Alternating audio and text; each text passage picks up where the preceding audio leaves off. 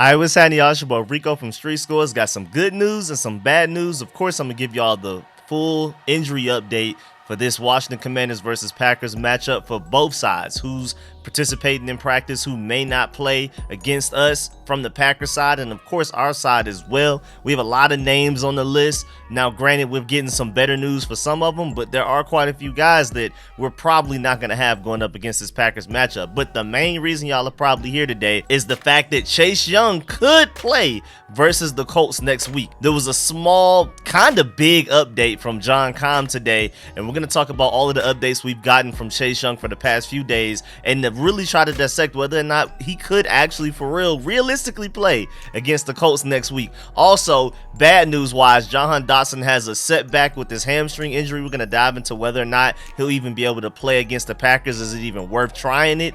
All of that type of stuff. But before we dive into all of that, make sure you subscribe to the channel, hit the bell next to the subscription button so you get a notification immediately. And every time I release an informative and opinionated video just like this one, make sure you pull up every Sunday for the live breakdown, play-by-play analysis of every Commanders regular season game. And I'm still speaking it into existence, every postseason game as well. Make sure y'all pull up every Sunday, this Sunday included, 1 p.m. against the Packers. I'll be breaking down everything that's going on live, all of that type of stuff. We're going to be laughing and crying together. And without further ado, let's get it.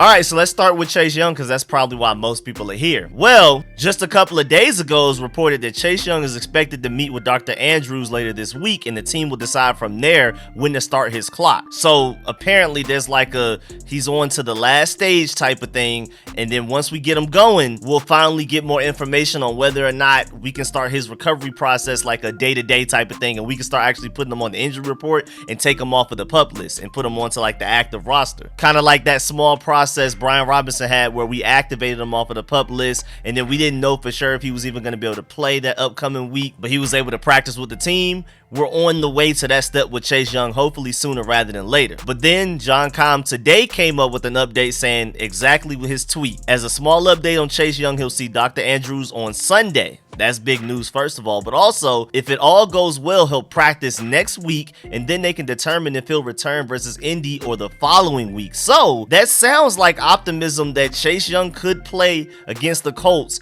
or even as soon as the week after that. Whereas I started to think, like starting last week and even just a few days ago, I was starting to feel like maybe Chase Young will see him sometime November, maybe against the Vikings November 6th. I believe that's one of our blackout games as well, where we're all black. But it sounded like the fact that there's even a slight chance that he could play against the Colts this next week, it just that's better news than I even expected to hear this soon. And again, we're trying to see as of Sunday. Of course, I'll update y'all on that as well. Hopefully the news comes out before the game so I can go ahead and put that video together to give y'all that update before my live stream, because again, I will be live streaming during the Packers game 1-4, all of that. But it sounds like he'll see Dr. Andrews Sunday, and then if everything goes well, he can start that process like Brian Robinson did a couple of weeks ago, where even if he's not able to play, he's at least able to practice with the team, and we can start to get him on the injury report and get better and more specific updates for him. We can see like, oh, okay, he participated fully in practice, he was limited,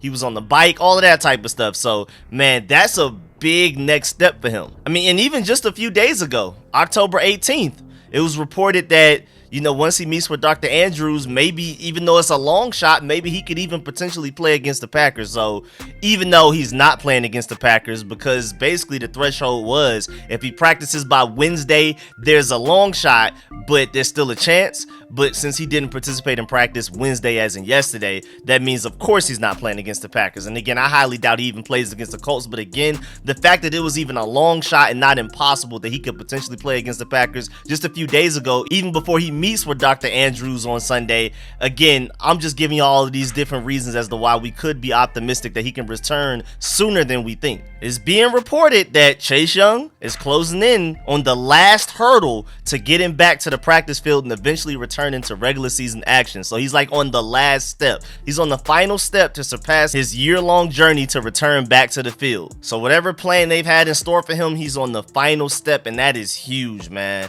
Again, I posted some practice practice clips of him like a week ago, 2 weeks ago, something like that, and he didn't have a limp. He was doing agility drills like everybody else does in the morning when everybody's stretching and running. No limp, no nothing, but like I keep saying, football shape is completely different from regular life shape. He could probably move a refrigerator, move furniture, he could probably run around and do all kinds of stuff, but there's a difference between being able to walk around, run, and do, normal life stuff and actually being able to play a football game. I remember when Trent Williams was out for like a season, he was on the sideline cooling, no limp, sweater on, walking around, chilling, jumping up and down, celebrating with people.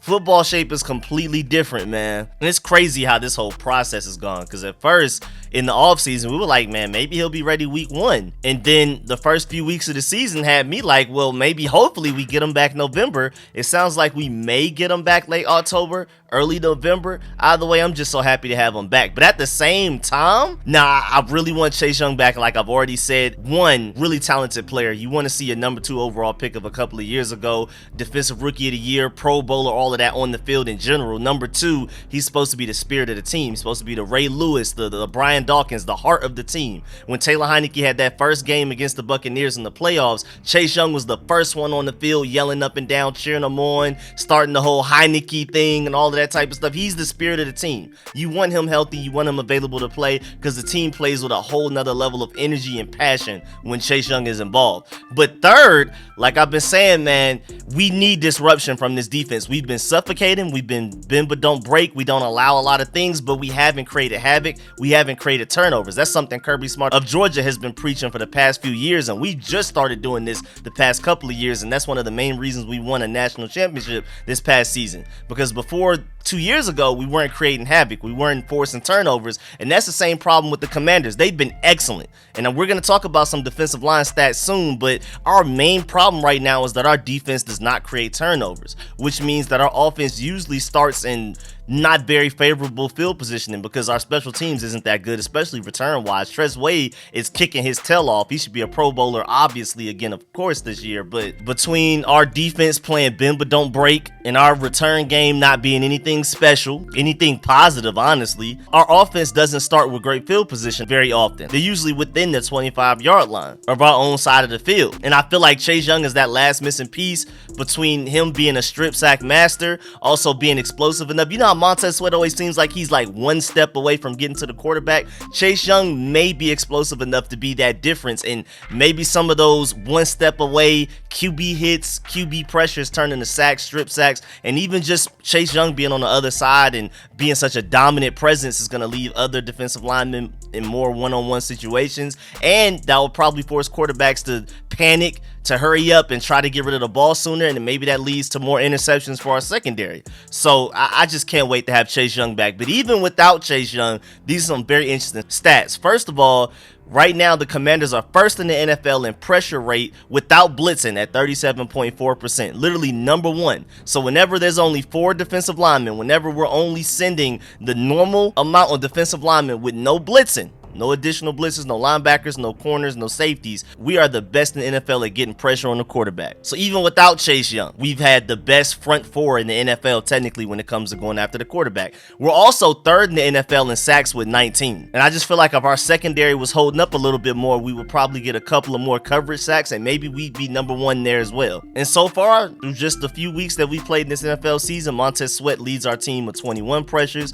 Jonathan Allen has 18, and Deron Payne has 14. And remember, F.A. Obata, technically, if you're talking about on a per snap basis, he's been our most consistent and most potent pass rusher right now, because he doesn't get a lot of snaps, but when he's out there, he's usually making a play, and his win rate as far as against offensive linemen getting to the quarterback and his pressure rate is the highest on the team. But out of all of our starters, Montez Sweat leads our team in pressures. I just can't wait to get Chase Young back, because he's supposed to be better than all of these guys. Now, moving on from the great news and room for optimism on to Jahan Dotson. Well, apparently today in practice, Jahan Dotson re-aggravated his hamstring injury. And Dotson, who already has 4 touchdown catches, like I keep talking about, man, it sucks that he's been hurt for the past few weeks, because him and Stephon Diggs alone led the league in reception touchdowns. That's including tight ends, running backs, wide receivers, anybody that can catch a pass for a touchdown. It was Stephon Diggs and Jahan Dotson with 4. Everybody else had 3 or less out of the entire league. That's including Travis Kelce. That's including all of these top wide receivers, all of that. But then Travis Kelce went ahead had a 4 touchdown game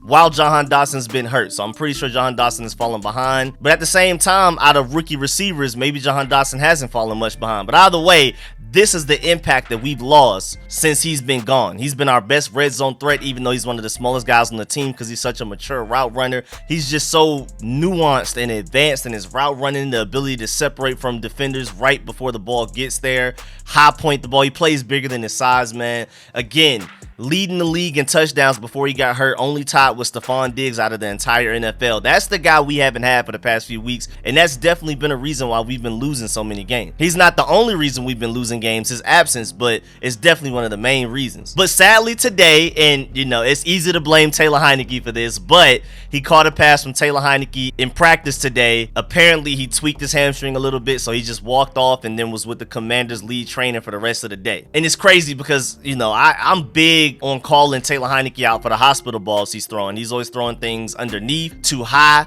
too late, and our receivers, running backs, everybody catching the pass from him ends up getting hurt. I mean, he's out here throwing hospital balls, literally just throwing a pass to Terry McLaurin trying to send him to the ER, man. It's really bad. I mean, there's literally a highlight tape of him setting up our guys to get hurt. And now, even though technically his pass led to Jahan Dotson getting hurt today, he had nothing to do with it. So I just wanted to go ahead and clarify that. It's not like he set him up to get hurt. It was just a really bad situation, wrong place, wrong time, just happened to tweak his hamstring. But now, of course, with that setback, even before the setback, I wasn't necessarily sure if he was going to play against the Packers this upcoming Sunday game at 1 p.m. But now this setback makes it even more uncertain. But they're saying it's not impossible. He will be questionable going into this game, so it definitely is a little tricky. We'll see hamstring injuries. I mean, Cole Turner just made his rookie debut just like a couple of weeks ago, and he got hurt in the beginning of training camp, and they were saying he should only be out like maybe a week or two. Next thing we know, he's missing preseason, the entire preseason, and the first few weeks of the regular season. So hopefully Jahan Dotson can return, and it would be really nice to have him against the Packers, but me personally, don't rush him back. Would love to have him against the Packers again. I can't say it enough, but at the end of the day, I care more about his long-term health more than anything else. I don't want this to turn into a Curtis Samuel situation, even though it's a different injury. Curtis Samuel was a groin, Jahan Dotson's a hamstring, like Cole Turner, I believe, like John Bates as well. And John Bates, we're going to talk about that when we get to the injury report for the Commanders and the Packers, but he's struggling with that hamstring injury, and he's more than likely not going to play against the Packers as well. So again, don't force it. We'd love to have him back, but don't mess him up long term trying to bring him back for something short term. Also, very noteworthy, again, we're going to talk about this very soon when we get to the injury report between both teams. Dyami Brown doesn't look like he may be able to play against the Packers as well, so it's going to be Terry McLaurin, Curtis Samuel, and then after that it's Cam Sims and Dax Milne and friends. Now let's go ahead and get to this injury report. For the Commanders side, the guys that did not participate in practice on Thursday, today, John Bates, Dyami Brown, Tariq Castro-Fields. He was limited Wednesday, but it's because he got hurt Wednesday. He was good to go entering practice. He got hurt. Now he didn't participate in Thursday's practice. So we may be without William Jackson with whatever situation that is, and I'm going to talk about that soon, and Tariq Castro-Fields. So now we need another slot corner because Benjamin St-Juste moved to the outside to replace William Jackson. Speaking of William Jackson, he didn't participate in practice as well with his back injury. Back injury in quotation marks. We'll see how that's exactly going. Logan Thomas didn't participate as well, even though he said in an interview yesterday that he is optimistic that he may be able to play against the Packers, but he hasn't practiced at all this week in any capacity. Of course, Carson Wentz didn't participate at all. We're expecting him to be out 4 to 6 weeks, and they're going to decide by the end of this week whether or not to just go ahead and put him on the IR, and then he'll have to miss a minimum of 4 weeks no matter what.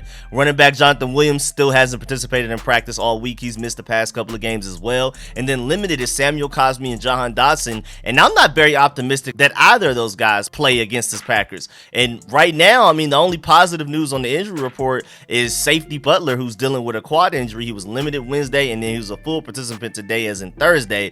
So maybe we'll get him back, and maybe he'll take over as slot corner because he has that in him. But we'll see, man. It's ugly. And then for the Packers, man, this situation is a little weird too. It isn't as bad as ours, but as far as Thursday, that do not participate include Randall Cobb, which is, it's still crazy that he's doing what he's doing at his age.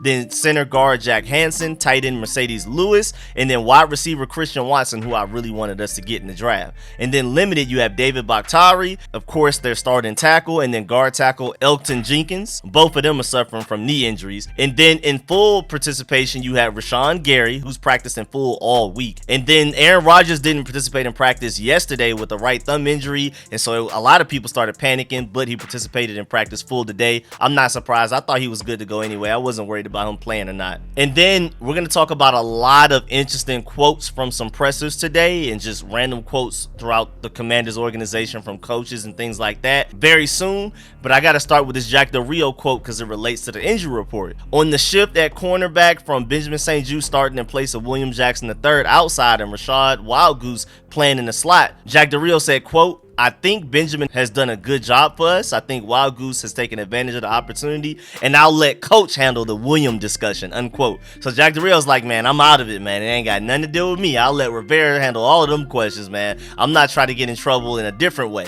But Jack Del Rio has said he's been impressed with Wild Goose, and I have as well, man. I mean, he came out of nowhere. Remember, he's a rookie. He was just on another team's practice squad, and we picked him up. And now he's our starting slot corner right now. It's crazy. I believe he was like a 6th round pick or something like that. Now there's some really interesting quotes before we get up out of here. Scott Turner says that Commanders Brian Robinson is an easy guy to give the ball to, unquote, and says that he's improving week to week and will continue to do so moving forward. So Scott Turner's very high on Brian Robinson. I am as well. Now I need to go back and look at the film to see if he left any yards on the field against the Bears last week, but it's really interesting the fact that he's like clearly our running back number one. I believe like Antonio Gibson had like 3 carries. Now granted, he had some targets as a receiver in that game as well, but carry wise, I think Brian Robinson had like 17, Antonio Gibson had like 3, and J.D. McKissic had like 2. Brian Robinson is clear cut our number one running back, and I don't really even see it slowing down. I mean, if anything, as he gets better, maybe he'll get even more carries, and Antonio Gibson will be more of a receiver, and most importantly, Antonio Gibson will be more of a kick returner, because man, I do not like Dax Milne in returns. We need to find a punt returner, please. If it's not going to be Antonio Gibson, can we please find somebody else? And then also Scott Turner on Green Bay's linebacker Rashawn Gary, who has 6 sacks already this season. He said, quote, "He's playing as good as he ever has. Have to know where he's at and can't let him wreck the game," unquote. And it's just so crazy, Rashawn Gary's career path, because I remember him coming out as a recruit out of New Jersey, 5-star, number 1 recruit of his class. What was it, the 2016 class or something like that, 2017? One of those classes. Rashawn Gary was like that dude. He was supposed to be like a generational talent, and then when he went to Michigan, it didn't work out too well. I mean, he was good, but he wasn't generational. He wasn't game wrecking. And then even at the NFL level, he's had moments here and there, but this probably is his best year so far. I don't know what's going on in Green Bay, but it seems like he's found his old self a little bit. And so Rashawn Gary is a problem right now, man. We got to watch out for him. That's the only reason I wanted to bring that up, because people kind of forget about Rashawn Gary. I mean, of course, Preston Smith is really interesting because he used to play for us and things like that. We got to watch out for all of those guys. And then Devondre Campbell came out of absolutely nowhere last year.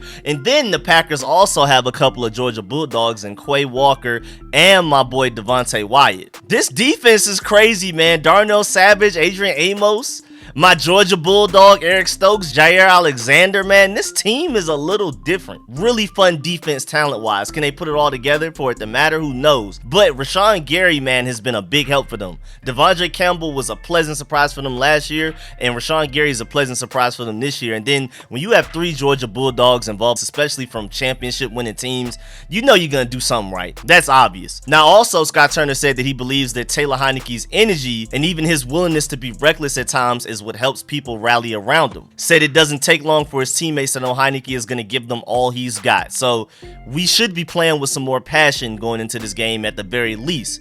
I mean, whether Heinicke is better than Carson Wentz at this point in Carson Wentz's career, that's up for debate. I mean, again, I've already broken it down in a video, like a couple of videos ago, the positives and negatives to starting either one. Heinicke's legs are a plus, Carson Wentz has the better arm. But one thing about it, our team does look like they aren't playing with a lot of passion the past few weeks, and Heinicke can probably reignite that. Now, I feel like Sam Howell has that same effect on the team, probably at an even higher clip, but right now, Taylor Heinicke's your starting quarterback, and that's one major difference going from Carson Wentz to Taylor Heinicke. People will run through a brick wall for Taylor Heinicke and Sam Howell, and we've seen it from Taylor Heinicke at the NFL level in regular season games. But I don't think our team has reacted the way that they reacted for Sam Howell, man. Any other time, with that time that he broke off that 300-pound defensive lineman and was able to scramble for the first down, the way that team looked, man, I haven't seen them look like that since the Taylor Heinicke versus the Bucs playoff wildcard game, man. Also, Jack Del Rio, not necessarily a rant, but he did go into detail about how unfair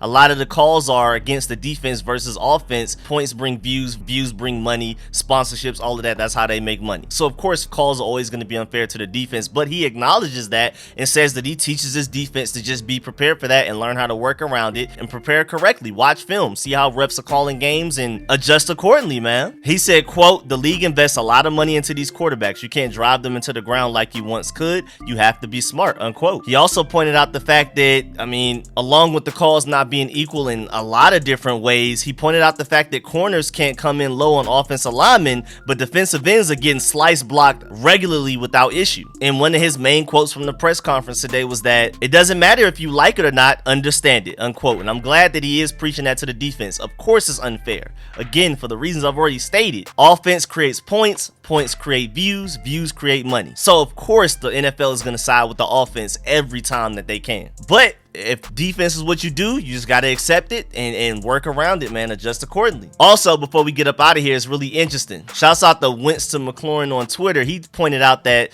if the Commanders win Sunday and advance to 3-4, it'll be their best start through 7 games in 4 years. In 2019 started 1-6, 2020 started 2-5, and 2021 started 2-5. So even as hopeless as this season feels to some fans, this could honestly be one of our best starts in a while, which is sad. 3-4 is crazy. And then we've already played a lot of our easier opponents outside of the Texans and Falcons. This schedule definitely gets way more difficult going down the line. But at the end of the day, if we beat the Packers, that's a good win, and we're 3-4, which means we're not out of it technically. But yeah, man, that's the end of this video. Please get in the comment section. Let me know how you feel about everything discussed in this video. Please give a like on this video if you liked it, if you learned anything. As always, man, I appreciate the support, man. Shouts out to all of my sponsors, especially my Pro Bowl sponsors, whose name you see scrolling on the screen right now. Again, please leave a like on this video. It's free for y'all, and it means the world to me, man. So please do that as well, and I'll catch y'all later. I'm out.